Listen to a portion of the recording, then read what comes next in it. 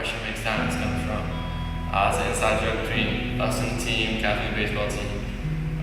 We had a coach come out there a few years, a hitting coach named Zach Bove. He kind of always wanted to motivate us to do better and be better people and put pressure on ourselves to make us be a better baseball player. We never really got what he said. He always said, pressure breaks pipes, but it also makes diamonds. So we kind of mess with him. We always say, pressure makes diamonds, pressure makes diamonds.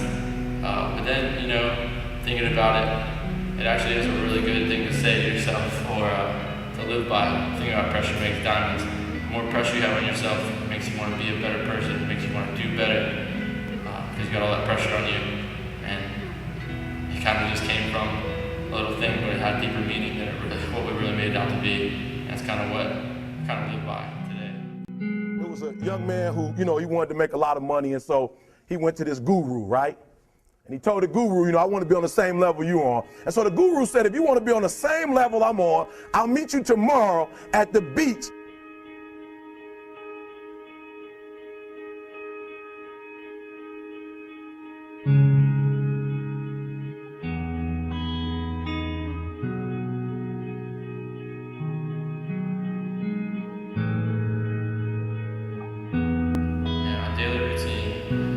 I wake up, take a shower, get ready for school, try to eat a good breakfast, gotta be protein of course.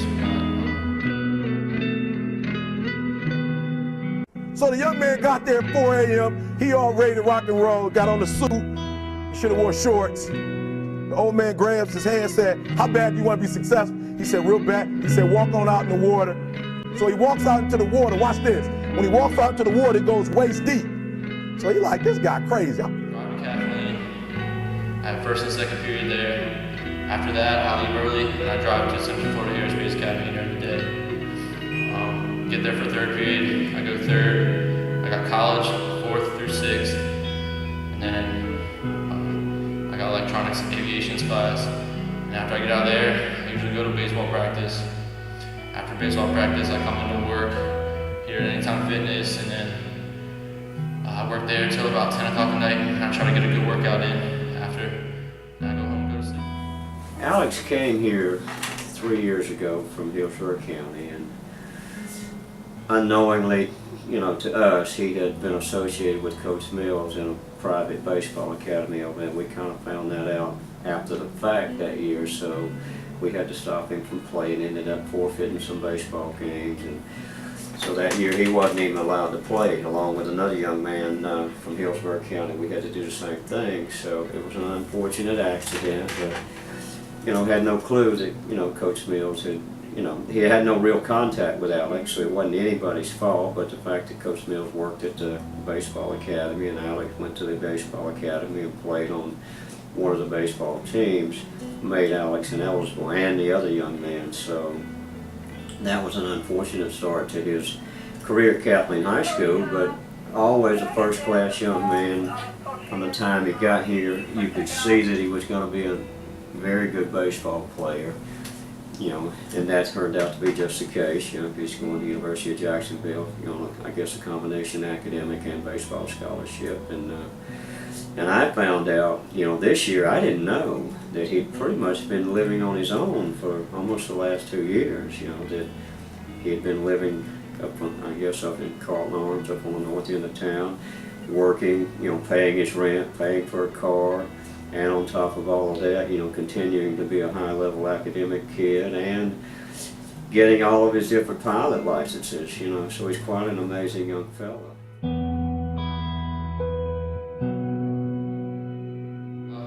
My situation kind of hasn't affected me a great deal in what I wanted to be and what drove me to be what I want to be.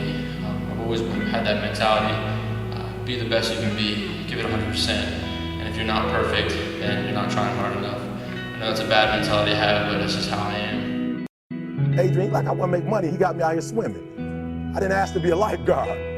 I want to make money. He got me in. So he said, come out a little further, walked out a little further. Then he had it right around this area, the shoulder area.